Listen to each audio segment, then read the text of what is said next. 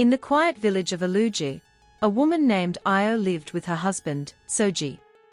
For 10 long years, they had been married, but Io had not given him a child. Every night, she prayed under the stars, her heart heavy with the weight of her dreams. She would kneel in the dirt, looking up at the heavens and whispering her deepest desires. "God, please hear me," she would cry, her tears falling like rain. "I long to hold a child in my arms. I want to feel the joy of motherhood. Please send me a miracle." But her prayers seemed to go unanswered. In Iluji, where children were seen as blessings, Io's empty arms became a source of shame. Her husband's other wives, who had given him children, were cruel. They whispered behind her back, their voices sharp like thorns. "Look at Io, the barren one.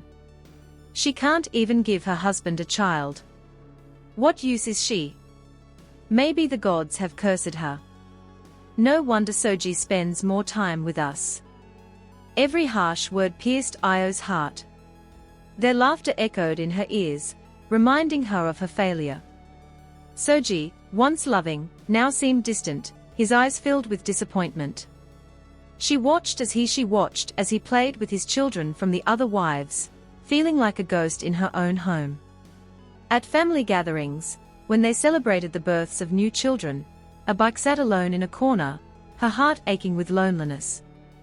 Her mother-in-law, who had once welcomed her with open arms, now looked at her with pity. Mother-in-law, disappointed. "You need to find a way to give my son a child, Io. What will people say about us?" Io's heart sank further. She felt like a failure, lost in a world that seemed to have forgotten her.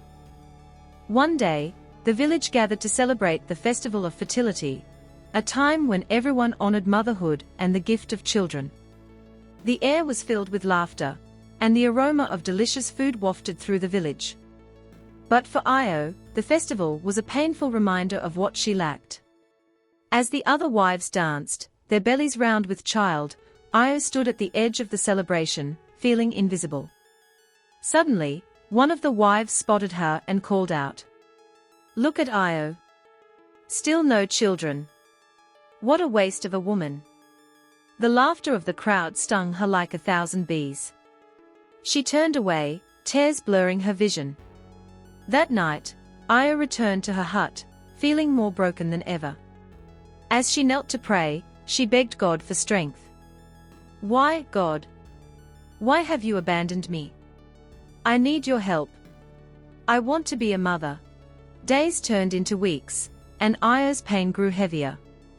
She was tired of the whispers, tired of feeling like a burden. Yet, she continued to pray, each night holding onto the flicker of hope in her heart. One evening, as she sat outside her hut, a strange figure appeared in the village. A tall man in a white coat walked with purpose, his presence commanding attention. The villagers whispered about him, Dr. Juro, a skilled physician who had traveled from the city. Io watched as he spoke to the elders, a look of concern on his face. He seemed different from the others, with eyes that shone with kindness. That night, as she prayed, Io felt a sudden urge to seek him out. Maybe he could help her, she thought. The next morning, she gathered her courage and approached the doctor. A bike, nervously. "Excuse me, doctor. Can you help me? I've been trying to have a child for so long." The doctor turned to her, his gaze gentle and understanding. "Of course, Io. I have seen many women like you. Let's see what we can do together." Her heart raced with hope as she followed him to his small clinic. In the clinic, Dr. Juro examined Io carefully. He spoke to her with respect, explaining everything he was doing. He took notes, checked her health, and listened to her heart with a stethoscope. "You are healthy, Io. Sometimes, it just takes time, and there may be things we can do to help." Weeks passed, and Io visited the doctor regularly. With each appointment, she felt a renewed sense of hope. Dr. Juro treated her with kindness, making her feel valued. He taught her about her body, showing her that she was not broken. But in the shadows, the other wives noticed Io's newfound confidence.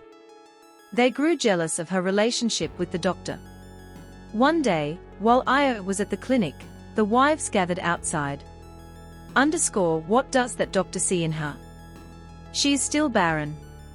Mark my words, she will never have children. He's just wasting his time. Their cruel words cut deep, but Io refused to let their bitterness dim her light. She focused on her healing, her prayers growing stronger with each passing day. One fateful night, as Io prayed under the stars, she suddenly felt a warmth spread through her body. It was a sensation she had never experienced before. Confused and excited, she rushed to the clinic the next morning. "Doctor, something feels different. I think something is happening." Dr. Juro smiled broadly as he examined her. "You are pregnant, Io. I can feel it. This is the miracle you've been praying for." Io's heart soared with joy, tears streaming down her face. She was going to be a mother. The news spread quickly through the village, and Soji was shocked to learn that his wife was expecting. The other wives, who once laughed at her, were now silent, their envy palpable. That evening, Soji came to visit her. "Is it true? You are carrying our child?" Io nodded, her eyes shining with joy. "It is true, Soji. The doctor has helped me." The warmth in his eyes returned, and he took her hand. "I am sorry for how I treated you, Io. You are stronger than I ever knew." As the months passed, Io's belly grew round with life. The village celebrated her miracle, and she felt a sense of belonging that she had longed for. Soji began to visit her more often, and the other wives, though still jealous, learned to respect her. However, the journey was not without its challenges. As Io approached her due date, rumors began to swirl. The other wives feared that her success would overshadow their own children. They plotted to discredit her. "We must show the village that she is not worthy of this blessing. We cannot let her take our place." One day, as Io walked through the village, the other wives approached her, their faces masked with false smiles. "Oh, Io, you look so lovely.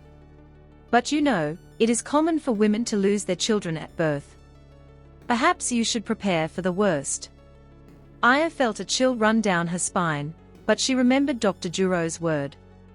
"I trust in God's plan. I will not let your words bring me down." Finally, the day arrived when Io went into labor. She was filled with excitement, but also fear. With the help of Dr. Juro, she was taken to the clinic, where she felt safe. The pain of childbirth was intense, but she held on to the hope she had nurtured for so long. As she breathed through the contractions, she remembered all the nights of prayer, all the battles she had fought within herself. Then, in the early hours of the morning, she heard the cries of her babies. One by one, the doctor handed them to her, 3 beautiful babies. Joy exploded in her heart, and she laughed through her tears. "You did it, Io. These are your blessings." Word spread through the village like wildfire. Io, the woman who had once been mocked and pitied, had not just given birth to 1 child, but 3. The entire village of Iluji was shaken by the news. People rushed to her home to witness the miracle with their own eyes. Triplets, they whispered in awe. "The barren woman has given birth to triplets." The elders, who had once spoken of sending her away, now praised her resilience and faith. Her mother-in-law, who had scorned her, wept tears of joy as she cradled one of the newborns. "Oh, Io, forgive me. I was wrong about you. You have brought the greatest blessing to this family." Io smiled, tears streaming down her own face, but these were no longer tears of sorrow. For the first time in years, they were tears of happiness. The other wives, too, stood in stunned silence. Their envy had melted into amazement, and they no longer dared to whisper cruel words. They had witnessed a miracle. That evening, a grand celebration was held in the village. Drums beat in rhythm, women danced in colorful attire, and the air was filled with joy and laughter. Io sat proudly beside her husband, Soji, who looked at her with newfound respect and love. "You have shown me the power of faith, Io. I should never have doubted you. You are the strongest woman I know." Io's heart swelled with gratitude. She thought of the long, painful journey she had endured, the countless nights of prayer, and the faith that had carried her through the darkest times. She looked down at her 3 babies, each one a testament to the power of patience, love, and hope. God is truly great. He never forgets those who wait on him. As the months passed, Io's life transformed. She was no longer the barren wife, who was scorned by the village. She was now celebrated as the mother of triplets, a woman whose faith had moved mountains. Her babies grew strong and healthy, and the bond between her and Soji deepened with every passing day. But even as life settled into a new rhythm, Io did not forget the trials she had faced. She often visited Dr. Juro, not just to thank him, but to learn from him. She wanted to help other women in the village who were struggling with their own battles. One day, as she walked through the marketplace, she saw a woman sitting alone, much like she had once been. The woman's face was full of sorrow, her eyes hollow with despair. "Sister, are you okay?" The woman looked up, startled by the kindness in Io's voice. "I have been married for 7 years, but I have no children. Everyone calls me barren. I feel like I'm drowning in shame." Io knelt beside her, placing a hand on her shoulder. "I know your pain. I once walked the same path. But do not lose hope, for God has not forgotten you. Sometimes, the answer to our prayers takes time, but it will come. Let me take you to someone who can help." The woman's eyes filled with tears as she followed Io, hope beginning to flicker in her heart. The years passed, and Io became a beacon of hope for women throughout the village and beyond. Her story spread far and wide, reaching those who had lost faith, those who believed they would never receive their miracle. With the help of Dr. Juro, she began organizing health workshops, teaching women about their bodies and offering support for those who struggled to conceive. Her triplets, now young children, ran around the village, their laughter filling the air. They were a living testament to the power of faith and the beauty of patience. The village no longer spoke of Io in hushed, judgmental tones. Now, when people spoke her name, it was with respect and admiration. Io's journey was not just about the birth of her children. It was a story of faith, resilience, and the power of hope. She taught us all that no matter how dark the path may seem, the light will always come, if we have the patience to wait for it. And so, Io's name became a symbol of strength, a reminder that even in the face of the deepest sorrow, miracles can bloom.